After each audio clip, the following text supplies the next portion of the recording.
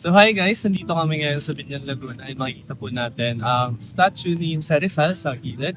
Then sa likod natin, makikita rin natin ang Alberto Mansion. Ito natin. And nandito kami ngayon para magtanaw sa mga tao dito kung bakit nga ba mahalaga ang pag-aralan ang buhay ni Jose Rizal.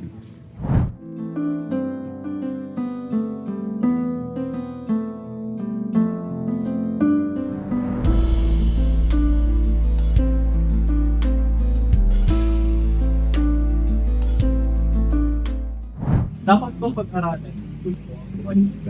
Bakit? Para sa akin po, yung sa Rizal po kasi, pinaglaban niya po yung bayan natin. Kumbaga po, si Jose Rizal po yung magsisilbi nating inspirasyon po. Kung sakali man mangyari po rin yung kasaysayan na yun, yung pananakot po, magkakaroon po tayo ng motivation po para po, ipaglaban po yung sarili nating bansa. Yun nga rin po masasabi ko sa pag-aaral kay Rizal. Kasi napaka-importante po ng kanyang kaalaman sa deal sa situation dati. Ngayon, kung gusto pwede nating gamitin na inspirasyon. Tapos yan. Let's see kung ano ang may improve pa natin sa plano natin sa Pilipinas. So, anong tulong ng kaalaman tungkol kay Rizal sa buhay mo? Para sa akin po, nakakatulong po yung buhay po ni Rizal bilang silbi po na maging isang mabuting Pilipino po. Kasi po, kung iisipin po natin, kahit alam niya na pong mapapahamak po siya sa pagpapadus po ng El-Fili po, tinuloy niya pa rin po ito kasi po, alam niya pong yung El-Fili po ay magsisilbi po itong parang inspirasyon po sa mga Pilipina po na ipaglaban po yung ating bansa.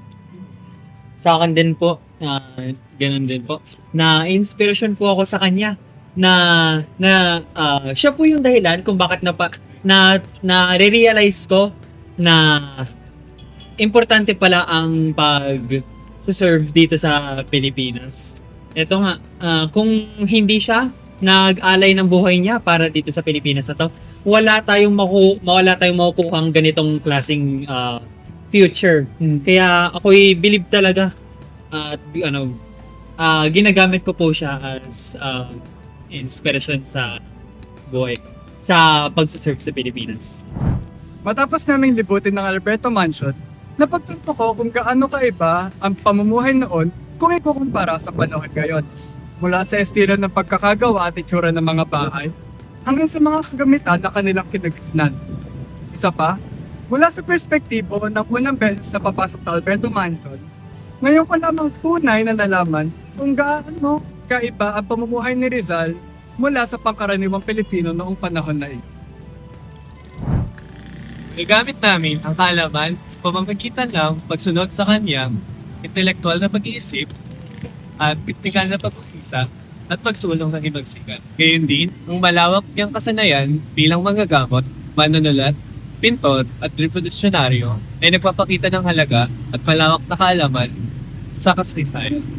Sa larangan ng pananaliksik ng teknolohiya, ang pamana ni Rizal ay nag-aalok ng ilang mahalagang prinsipyo tulad ng kanyang pagsulong ng edukasyon ay nagpahalin tulad sa pagpapaunlad ng makabagong teknolohiya.